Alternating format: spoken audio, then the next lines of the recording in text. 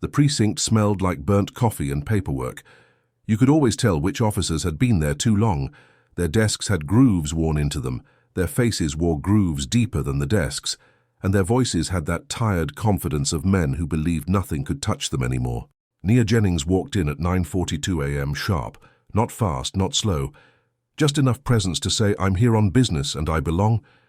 Her hair was pinned back into a low bun, not because she liked it that way, but because she'd long ago learned that natural coils intimidated the wrong people. She wore slate-grey slacks, a fitted blazer, and eyes that had practiced not blinking under pressure. She was there for a warrant signature. Simple task, routine handoff. Just one name to get from the arrest sheet, one signature from the arresting officer, and she'd be out the door. But the officer was Detective Caleb Moran. She didn't know that yet. She just knew the name on the clipboard and the office at the end of the hall. She knocked once, crisp. "Come in." The door opened with a dry groan. Inside, he was leaning back in his chair, one boot propped up on a drawer, stirring sugar into a paper cup like he had nothing urgent to do.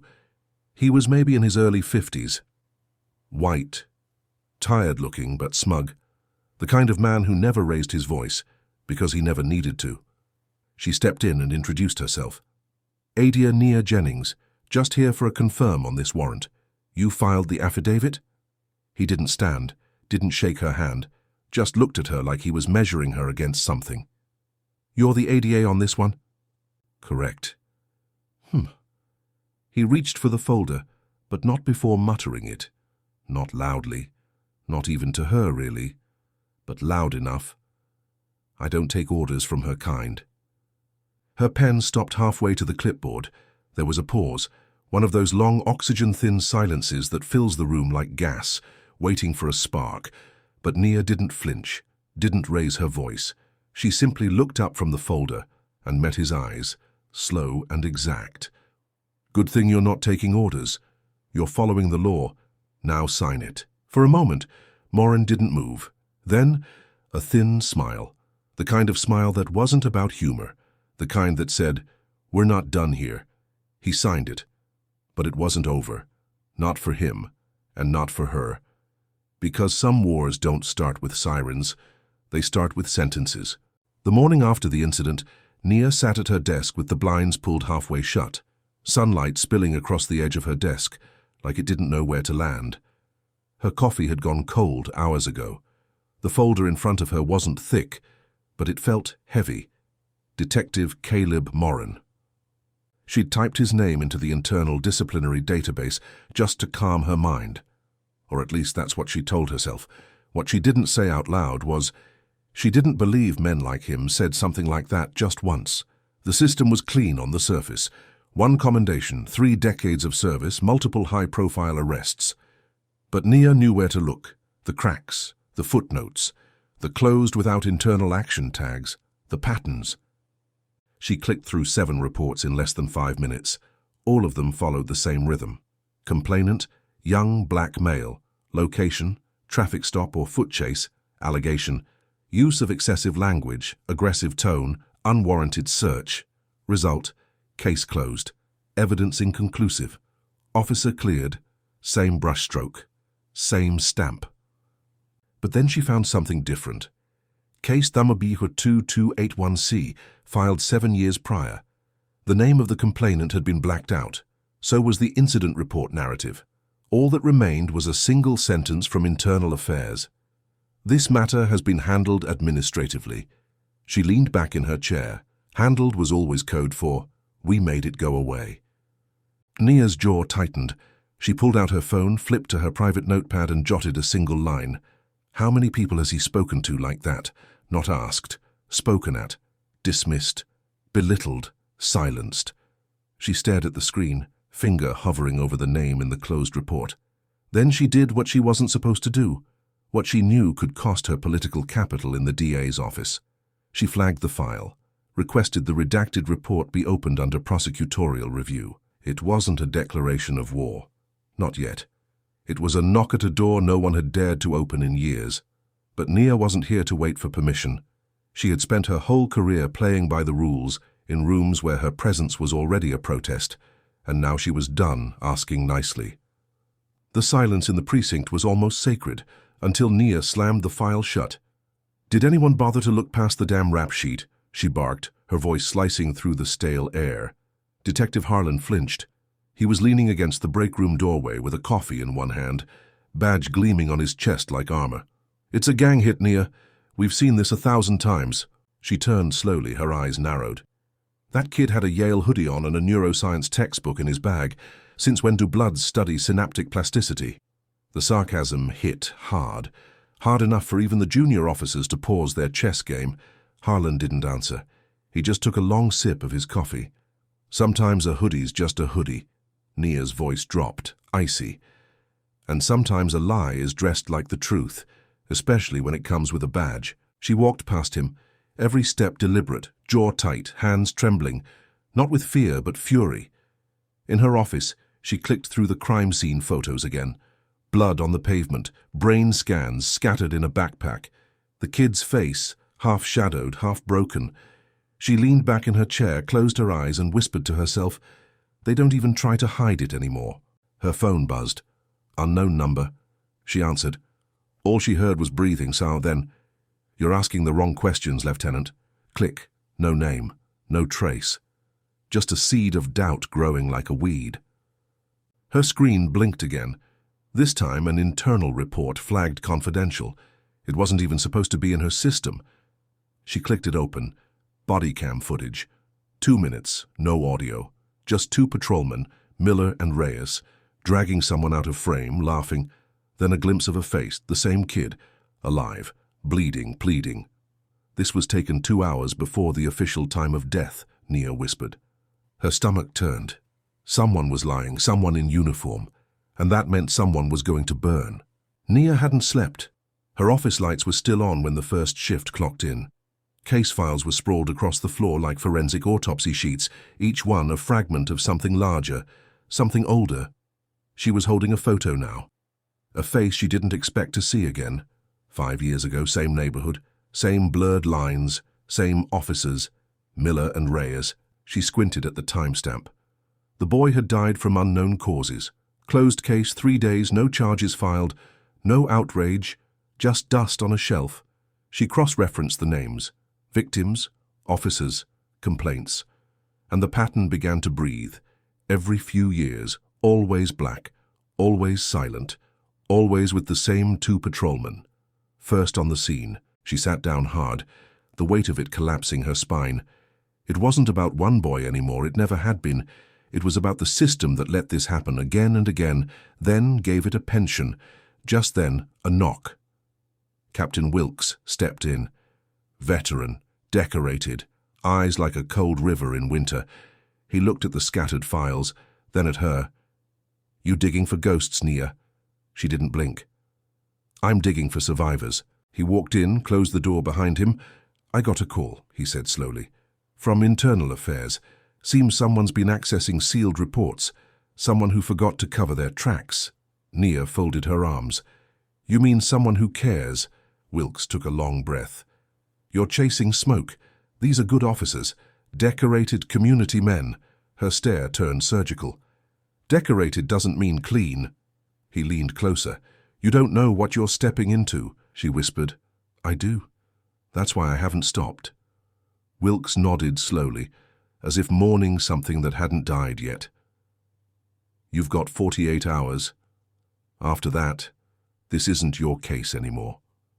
She waited for the door to shut behind him before whispering to herself, "Then I guess I better burn daylight."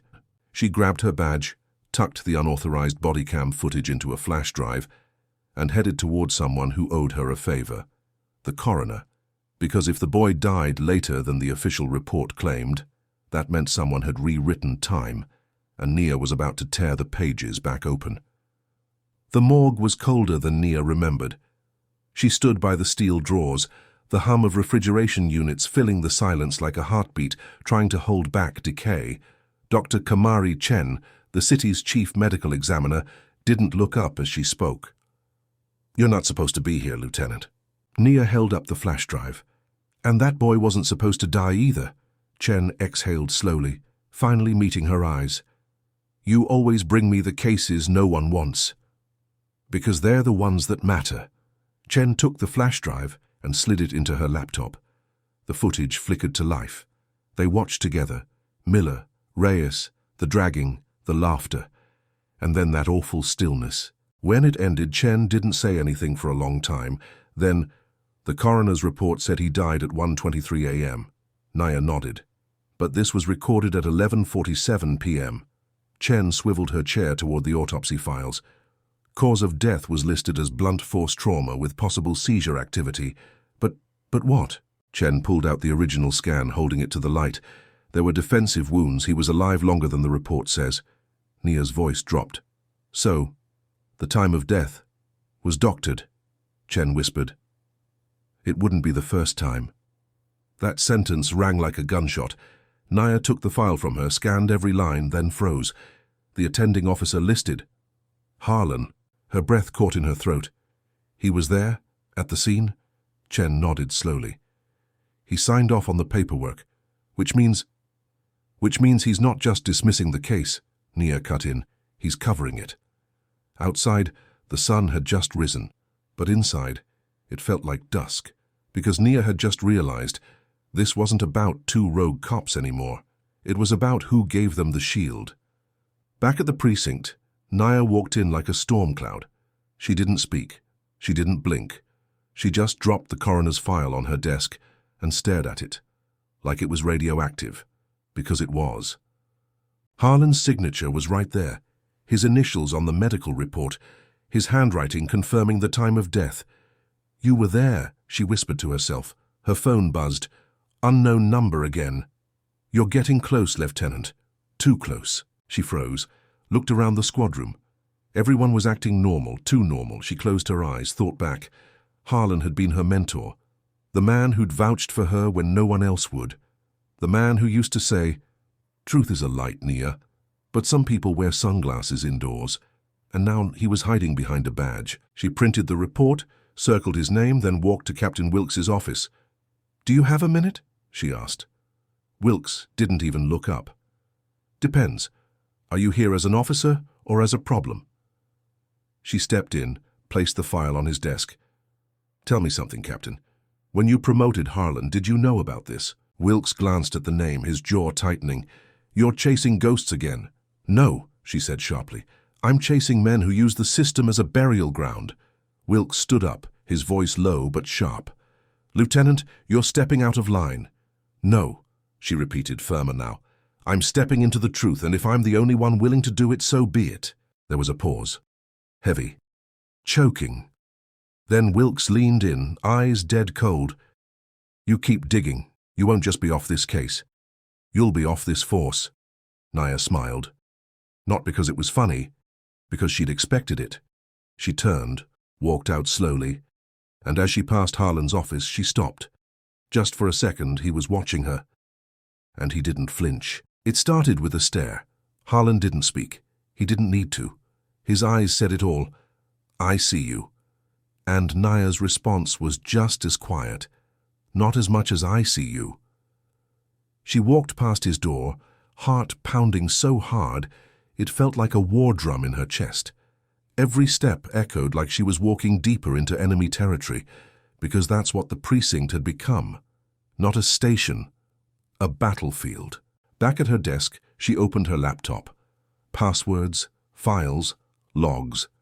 She wasn't supposed to have access to most of this, but she did, because for years she had helped build this house brick by brick.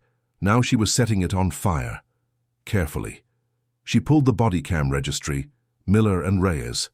2 officers, dozens of complaints, no suspensions, no warnings, but something stood out, 10 missing body cam uploads, all within the last year, all marked as equipment failure. She cross-checked the dates. 3 of those incidents matched cases with injuries, one with a fatality, a 16-year-old boy, shot during a routine stop. Nia's hands trembled on the keyboard. She clicked on the file. There was no footage, no autopsy, just a note. Reviewed and cleared by Internal Affairs, signed by someone she didn't expect. Wilkes. She leaned back, exhaled sharp. He hadn't just protected Harlan, he'd built the wall around him. Her office phone rang. She didn't answer. The precinct noise blurred into static. She was underwater now, alone. And it hit her. Not just the corruption, the loneliness. Every time she walked these halls, she thought she was doing it with a team. Now she was realizing she'd been walking with shadows. She looked up. 2 officers were watching her, whispering. One nodded. The other walked away, toward the back, where lockers were.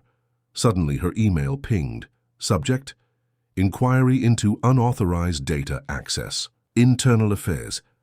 She shut the laptop, grabbed the files, and she left.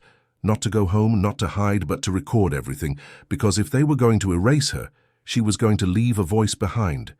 And maybe if someone like you is still listening, you'll know where the truth starts. She didn't go home. She couldn't. Instead, Nia parked her car 3 blocks from her apartment, walked the rest of the way, and used the back entrance, just in case. She wasn't paranoid. She was prepared. Inside her apartment, she didn't turn on the lights.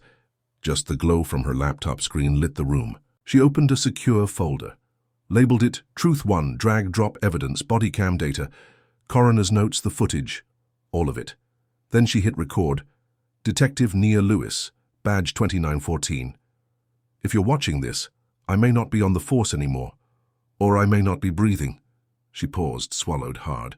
I've uncovered a pattern of falsified reports, suppressed footage, and internal protection involving Officers Miller, Reyes, and now Captain Wilkes. I believe they're involved in a coordinated cover-up involving multiple unlawful deaths. She looked directly into the camera.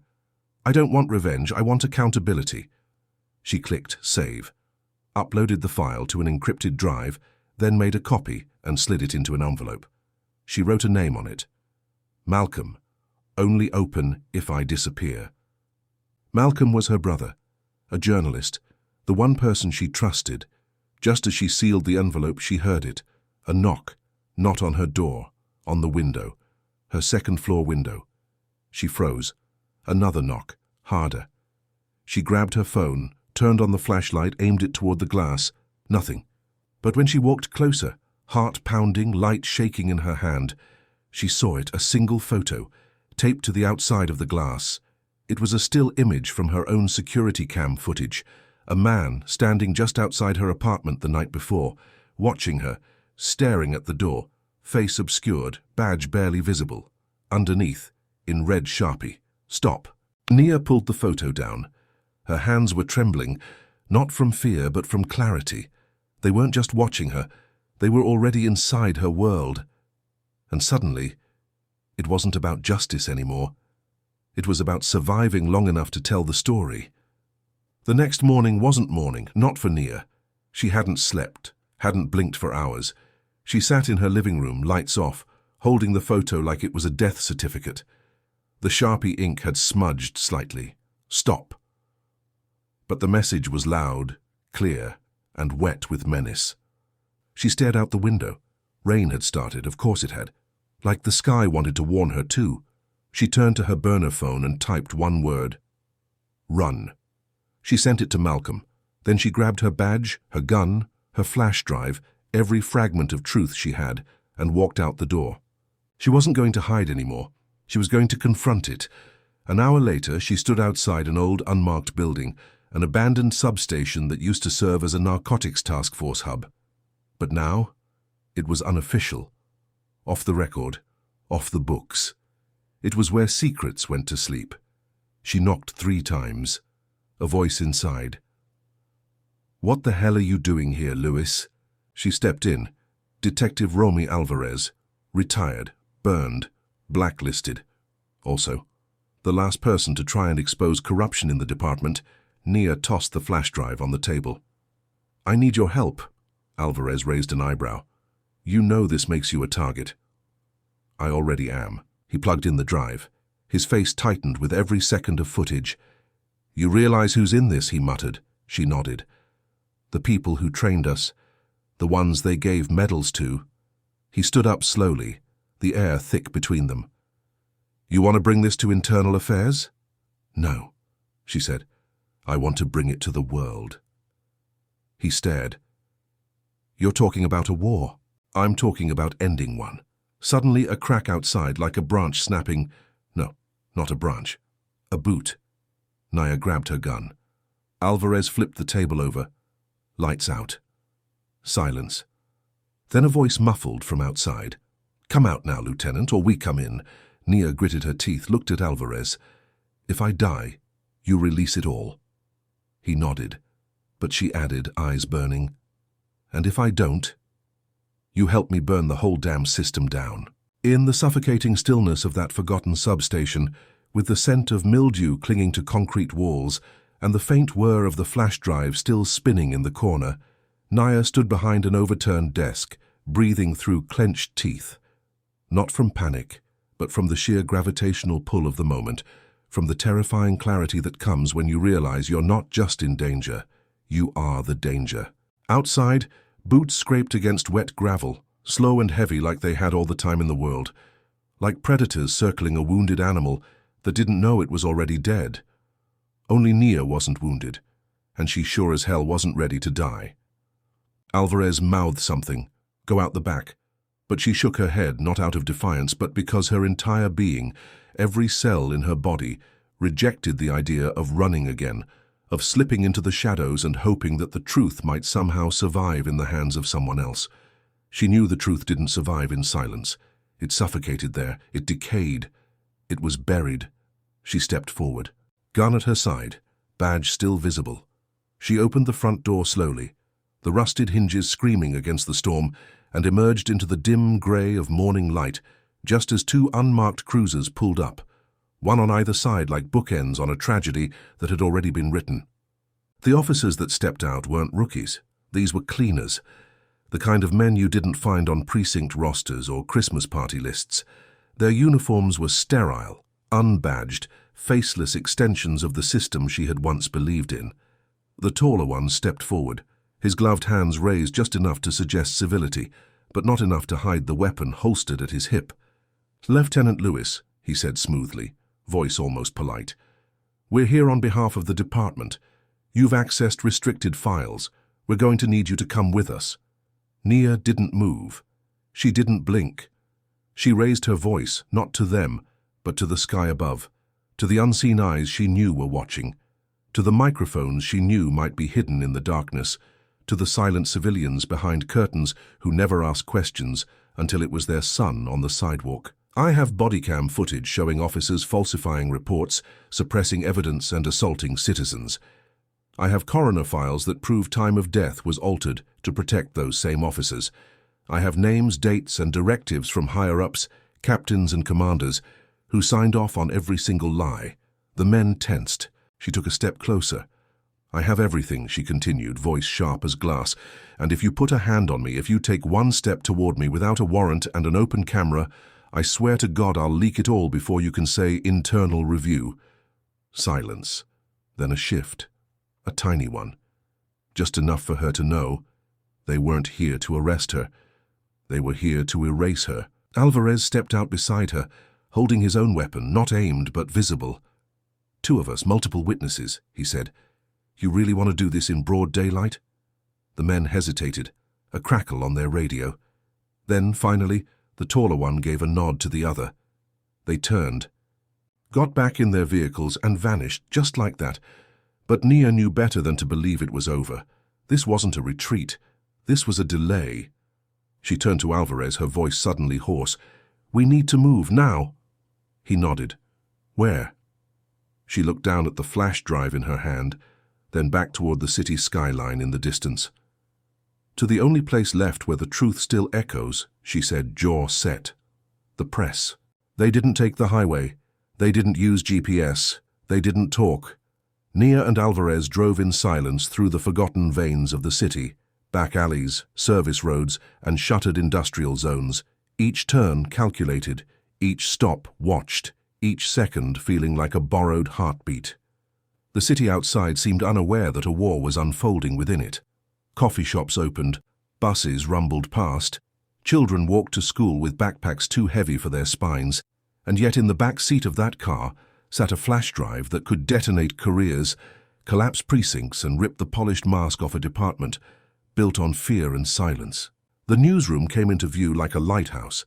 The Sentinel, a legacy newspaper barely clinging to relevance, its circulation numbers down, but its integrity stubbornly intact. And inside that building was a name Nia hadn't spoken aloud in over 2 years. Vanessa Shaw, senior reporter. Once her friend, now she wasn't sure. They parked 2 blocks away and walked the rest on foot, hats low, eyes scanning for shadows that moved when they shouldn't. Inside the lobby, the receptionist gave them a look, uncertain whether to reach for a notepad or a panic button. Nia handed over a card blank except for one word, truth. Moments later they were upstairs, in a glass-walled office that overlooked the city like it was a story waiting to be written. Vanessa sat at her desk, tapping a pen against her teeth, and when she saw Nia, her expression didn't register surprise, just exhaustion. "You look like hell," she said. "I brought worse," Nia replied, placing the drive on her desk. Vanessa didn't reach for it immediately. She just stared. "I haven't heard from you in 2 years," she said. "You cut me off. Then you walk in with a murder file and a bomb in a USB. Nia sat down, her voice low but unwavering. "I thought the system could fix itself. I thought if I played it right, followed the rules, I could change it from the inside. I was wrong." Vanessa leaned back. "And now?" "Now," Nia said, "I want everyone to know what I've seen." Vanessa finally took the drive, plugged it in, watched.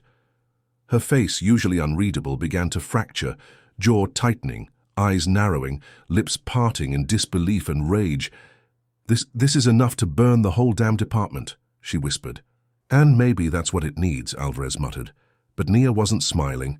She wasn't triumphant because she knew what came next. Vanessa looked up. "I can go live with this in 12 hours, but if I do, your name's on it. Your face, your badge. You'll be hunted, not just by the ones you exposed, but by every coward still hiding behind the ones you didn't." Nia didn't hesitate. "Then print my name in bold." And for the first time in days, maybe weeks, she let her breath out, because finally, someone else knew. Finally, the silence was broken. But what none of them knew, not yet, was that someone in that building was already dialing a number they should have never had, someone who didn't want the truth exposed, someone who wanted it buried, along with anyone who dared speak it. The article was nearly finished. Vanessa had been typing non-stop for hours, her fingers trembling with the weight of each paragraph, every keystroke another crack in the facade of a system built on silence. Nia stood by the window, watching the rain wash the city's face, trying to ignore the storm building behind her eyes. Alvarez was pacing. He never stopped moving, as if the walls would close in the moment he did. 12 hours. That was the promise. 12 hours and the story would go live, headlines, footage, names, files, the entire blueprint of corruption laid bare for a city to choke on. But promises in their world rarely survived past the 9th hour. And when the power cut out, not with a flicker but with a gut-punch blackout, they all knew. It had begun. Emergency lights kicked in, blood-red and weak, casting long shadows that danced like ghosts in the newsroom. Phones were dead, Wi-Fi gone, the flash drive still plugged into Vanessa's laptop, but the screen, blank. Nia lunged forward. "Tell me you made a backup." Vanessa's face was pale. "It was uploading to the cloud, encrypted servers. But if they hit the building's mainframe..." Alvarez grabbed a flashlight, swept the room, checked the hallway. "They're here." Nia's heart didn't race. It hardened. She grabbed the flash drive, pocketed it, pulled out her gun and turned toward Vanessa. "How you stay here? Lock the door. If we're not back in 15, publish whatever you can from memory." "But the evidence..." Vanessa started. "You're the evidence now." Nia's voice was steel. They moved fast. Stairs only. No elevators. The building was too old, too familiar with sabotage, and when they reached the lobby, they saw it. Not SWAT, not police private security, black masks, no badges, only purpose. Men who were paid not to ask why. Alvarez whispered, "They're not here to arrest us." "No," Nia said, her jaw clenched. "They're here to erase us." They didn't run. They made themselves seen. Nia stepped into the open, hand raised, not in surrender but in command.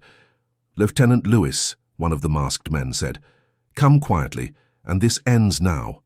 Nia's reply was calm.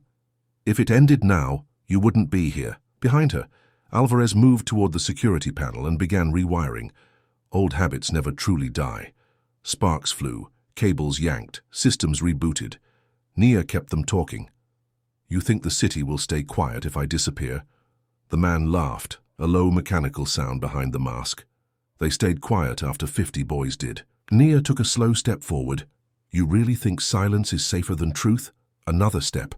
Then why are you trembling? And then, it happened. The lights surged back on, the computers rebooted, and every screen in the newsroom displayed the same thing. The article, the footage, the names, the truth, Alvarez smiled, hardwired it to the emergency feed. Across the city, backup servers flared to life. News tickers blinked. Emails were sent to every journalist on the paper's list. It was out, unstoppable, permanent. The men didn't move. They didn't have to because their job was no longer containment, it was vengeance. Nia turned, faced them fully. If you're going to shoot me, she said, voice unwavering, then know you're not killing silence. You're amplifying it. But they didn't shoot. They left, because ghosts don't fight in daylight, because monsters don't stand where the truth has already stood. And as sirens approached, real ones this time, Nia finally let herself breathe. Vanessa burst down the stairs. It's everywhere. It's out. You did it. But Nia shook her head. No, she said softly. We started it. Now let's see who joins us. She looked into the camera, one of the many still recording, and whispered the only words that mattered now. If you've ever wondered when to speak up, this is the moment. If you've ever doubted if one voice can start a storm, you're listening to proof it can. So if this story moved you, don't scroll past subscribe because the next voice we raise might need to be yours.